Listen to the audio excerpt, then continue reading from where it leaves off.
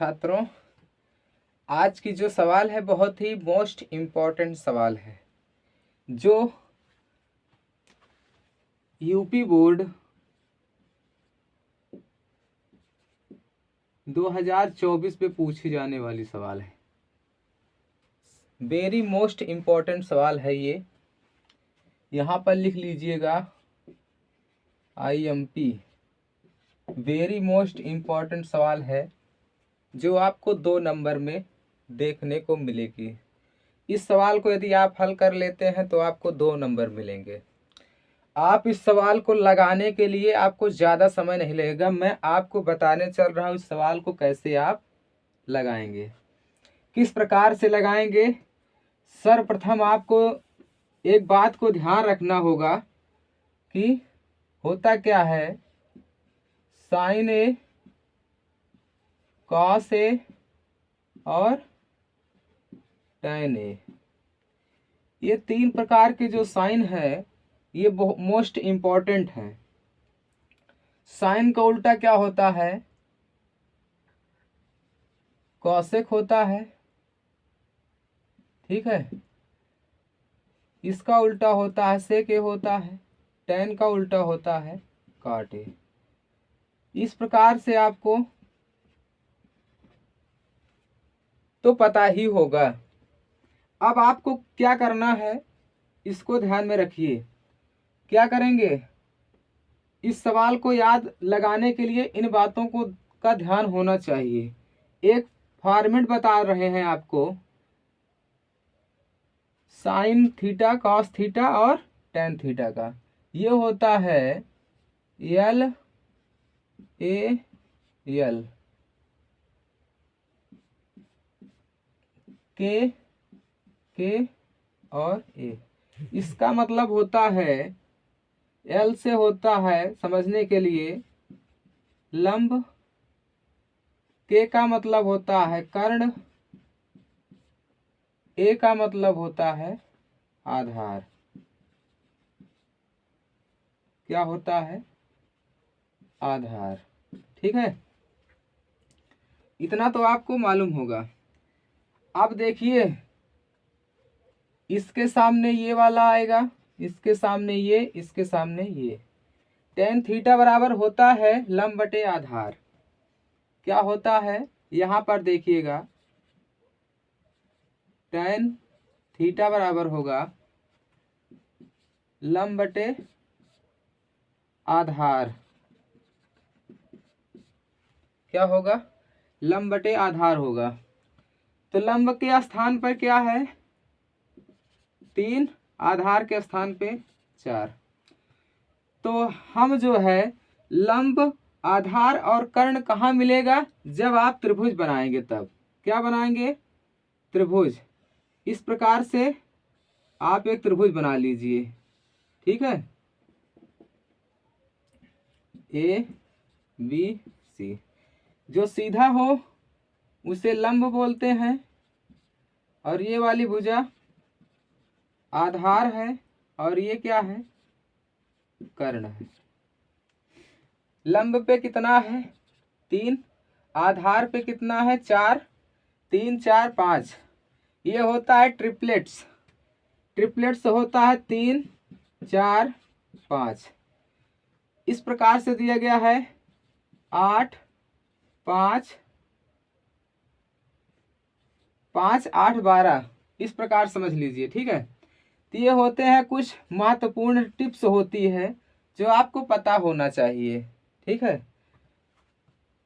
8 12 13 होता है, 8 12 13।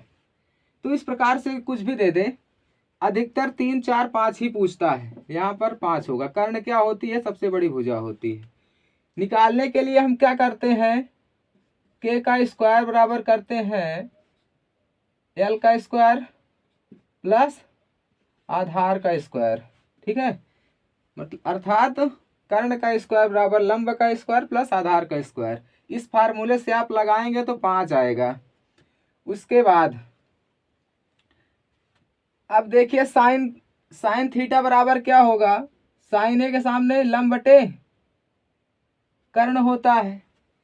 लंब बटे कर्ण होता है तो हम क्या करेंगे, 3 गुणा में साइन के बराबर मैंने क्या बताया, लंब बटे कर्ण। लंब कितना है 3 और कर्ण कितना है 5। यहाँ पर देखिएगा तो हम क्या कर देंगे, 3/5 माइनस है, माइनस लगा देंगे, नहीं प्लस है, प्लस लिख लीजिएगा। 2 गुणा में क्या है, फिर कॉस थीटा दिया है, कॉस थीटा के सामने आ जाइए इधर, आधार बटे कर्ण होता है तो यह क्या हो जाएगा, आधार बटे कर्ण अर्थात 4/3 हो 5 हो जाएगा, ठीक ना। उसके बाद पूरे का बटा पूछ रहा है तो 3 गुणा में 3/5 माइनस 2 गुणा में 4/5। अब इसको आप गुणा करोगे तो कितना हो जाएगा,